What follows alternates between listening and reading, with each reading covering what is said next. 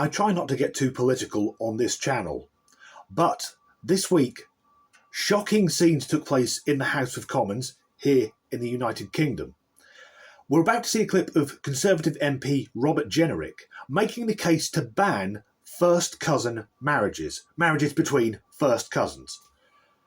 Because even though the Catholic Church banned it in the 6th century, and here in Britain it was banned by the Archbishop of Canterbury in the 8th century, there is no law in the United Kingdom in 2024 banning the practice. Cousin marriage has absolutely no place in Britain.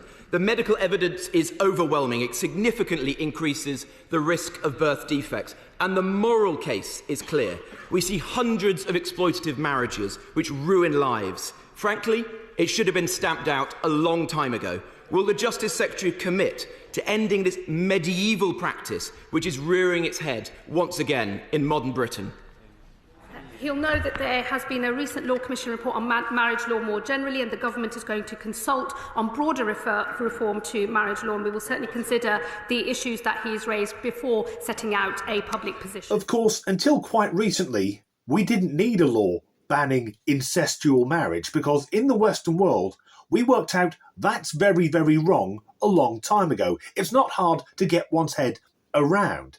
And I'm saying that, and I'm from Norfolk originally, and if you're watching this from outside of the UK, you won't get the reference, but the British military use an acronym NFN, meaning normal for Norfolk, describing anything a bit inbred or backward. Also, being from Norfolk, I'll often say, gimme 6, because there are places throughout East Anglia, the more rural parts, where people still point at aeroplanes and spend the weekends trying to rake the moon out of a pond. If they're trying to predict the weather, they put 2 chickens in a pentangle. In fact, part of the reason I moved to Staffordshire is I want to make sure I was having sex with people I'm not related to. Before we move on, it's important to understand something about UK politics. For years, the Labour Party have been chasing the British Muslim vote.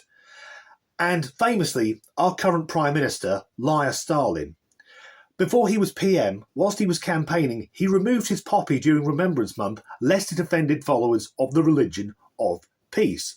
But this last election, some of the more militant Muslims, they've put up their own independent MPs, and a few of them have been voted into Parliament. And these MPs do not give a flying fuck about Britain. All they care about is Gaza and openly hating the Jews. So here's a clip of independent MP Iqbal Mohammed openly defending first cousin marriage. An estimated 35 to 50% of all sub-Saharan African populations either prefer or accept cousin marriages, and it is extremely common in the Middle East and in South Asia. The reason the practice is so common is that ordinary people see family intermarriage overall as something that is very positive, something that helps build family bonds and helps put families on a more secure financial foothold. However, as is well documented, it is not without health risks for the children of those relationships, some of whom will be born out of wedlock. Instead of stigmatizing those who are in cousin marriages or those inclined to be, a much more positive approach would be to facilitate advanced genetic test screening for prospective married couples, as is the case in all Arab countries in the Persian Gulf, and more generally to run health education programs targeting those communities where the practice is most common. Just to be clear, because I don't want to land myself in the shit on this, what I'm about to say has nothing to do with race, nothing to do with skin colour, but it is everything to do with culture. Because here in the UK, the most common group to practice first cousin incestuous marriages are Muslims of Pakistani origin. Now, bear in mind that the Catholic Church outlawed this a century before Islam was even created. That should tell us all we need to know. Because that group, that demographic, they account for 3% of all births in the UK, but 1/3 of all birth defects due to their inbreeding. And 20 years ago, that was costing the taxpayer £2 billion a year, money being spent on the NHS just through inbreeding. And that's not me being a little Englander, because this group are also the most likely to not be employed. That's not me being a little Englander, that's just facts. The other group within UK society who are likely to marry their cousins are the travelling community. You know, that violent, illiterate, mobile crime wave. Is anyone looking at them thinking, yes, they seem to be a bright bunch? True story, when I was growing up in Norfolk, 8 years old, in my class at school, we had two 15-year-old pikey lads who were the bottom of the class. Is that what we should be aspiring to? Either thieving tarmackers or followers of the religion of peace, which ironically is the one that gives us all the terrorists. If we look wider afield, first cousin marriage is extremely common in sub-Saharan Africa, and here we have evidence for what inbreeding does to humans. Because in that part of the world, the average IQ is 65. The average IQ of a gorilla is 80. If humans inbreed enough, they end up being thicker than apes. So the Honourable Iqbal Muhammad wants to protect this barbaric practice, and also his constituency is the one where a teacher showed a cartoon of the Prophet Muhammad and has now had to go into hiding. I think he's been in hiding about 2 years. He wants to protect this barbaric practice because it saves families money. Well, like I said, there's a good chance that family isn't working anyway, so all their money will be from benefits. But it costs the rest of us to pay for these sadly deformed abominations. Not only that, recently another Muslim MP stood up in the House of Commons demanding blasphemy laws like something from the Middle East. If that legislation had gone through, I wouldn't be able to make this video because merely questioning Islam would have been a crime. It would have been illegal.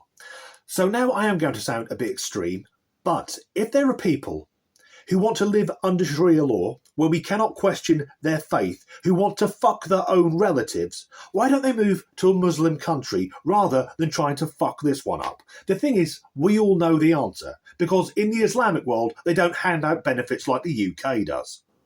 However, some people are trying to make the argument, well, what about the royal family? They used to marry their cousins.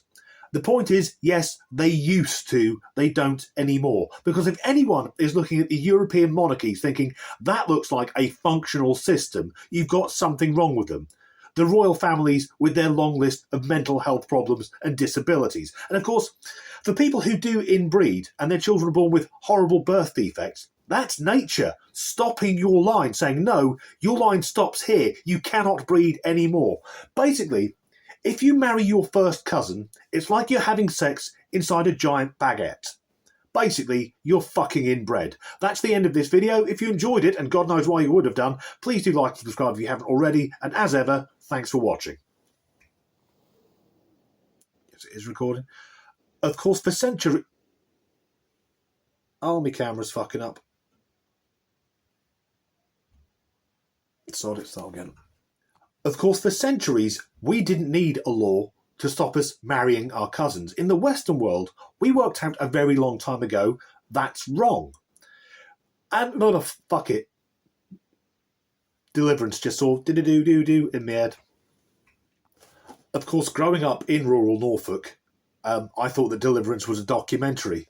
And part of the reason I left is that once people found out that I liked Burt Reynolds, I'd become one of the enemies. First cousin marriage is also common in sub-Saharan Africa, rural Pakistan, Afghanistan and Iran. Do we want to model our society on any of those? Because I don't want to get into the shit on this one. What I'm about to say has nothing to do with race, nothing to do with skin colour. It's all about culture, says the man with the shaved head and the tattoos. I do have the look. There are some people making the argument, well, what about the royal family? They used to marry their cousins. And of course, the operative bit there is they used to marry their cousins. They don't anymore. And if anyone, fuck it. Of course, there are some people who say, what about the royal family? Look at them. They used to marry their cousins. And of course, yes, they used to marry their cousins. And Harry married Meghan. That works out well.